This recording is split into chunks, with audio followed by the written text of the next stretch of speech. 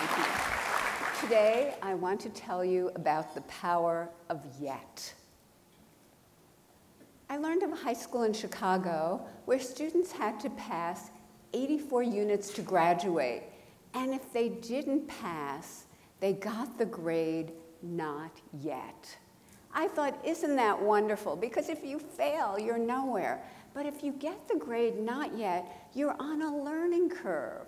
Not yet gave them a path into the future. And not yet also helped me understand a critical experience early in my career. To figure out how kids coped with challenge, I gave 10-year-olds some problems that were a little too difficult for them.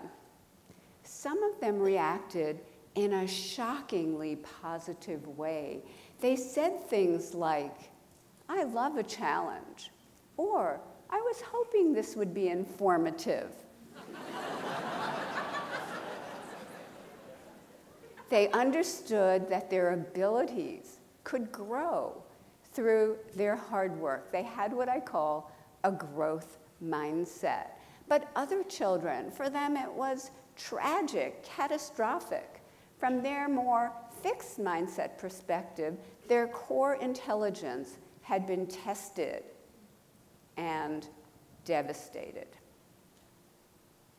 Instead of the power of yet, they were gripped by the tyranny of now. So what did they do next? In one study, after a failure on a test, they said they'd cheat next time instead of study more. In another study, they found someone who did worse than they did so they could feel better.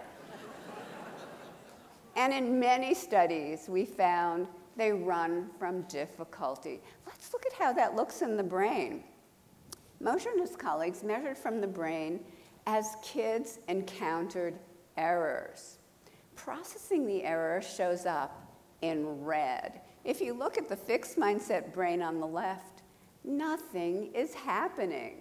But if you look at the growth mindset brain on the right, it's on fire with yet. They're processing the error deeply, learning from it, and correcting it. So, how are we raising our kids?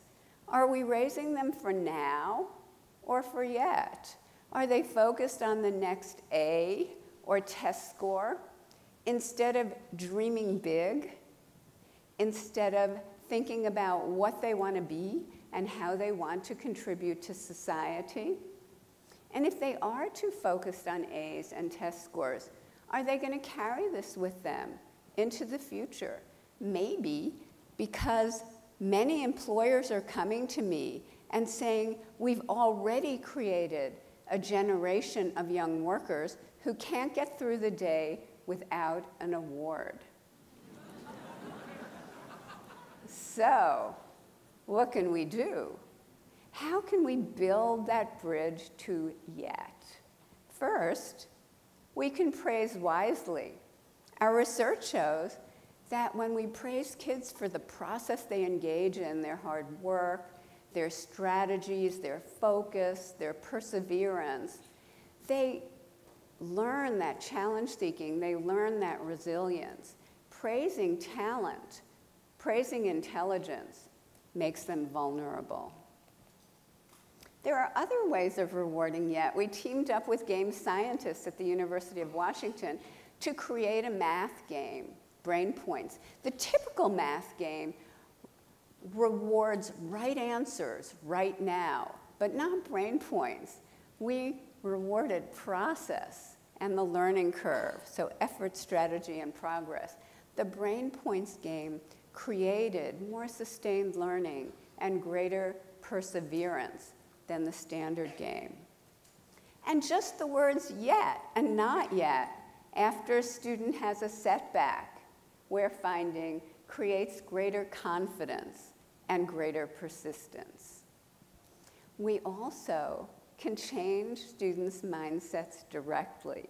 In one study, we taught students that every time they pushed out of their comfort zone to learn something really, really hard and they stuck to it, the neurons in their brain could form new, stronger connections, and over time, they could become smarter. Those who learned this lesson showed a sharp increase in their grades. Those who did not showed a decrease. We have done this with thousands of students now across the country with similar results, especially for struggling students. So let's talk about equality. In our country, there are groups of kids who chronically show poor performance, and many people think that's inevitable.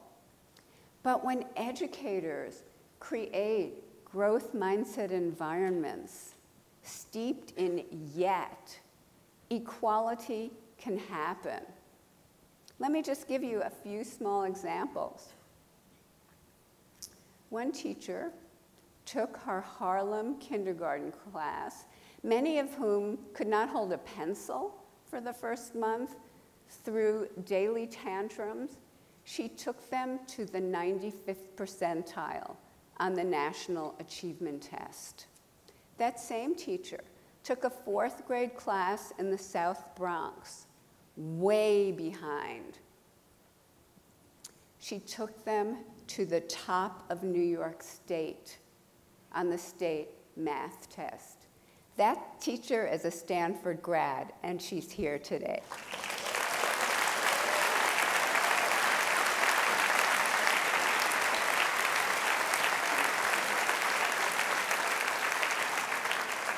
And another Stanford grad, a PhD student, Stephanie Freiberg, now a professor, went back to her Native American reservation in the state of Washington. She transformed the elementary school in terms of a growth mindset. That school had always been at the bottom of the district, at the bottom of the state. Within a year to a year and a half, the kindergartners and first graders were at the top of the district in reading and reading readiness. That district contained affluent sections of Seattle, so the reservation kids outdid the Microsoft kids.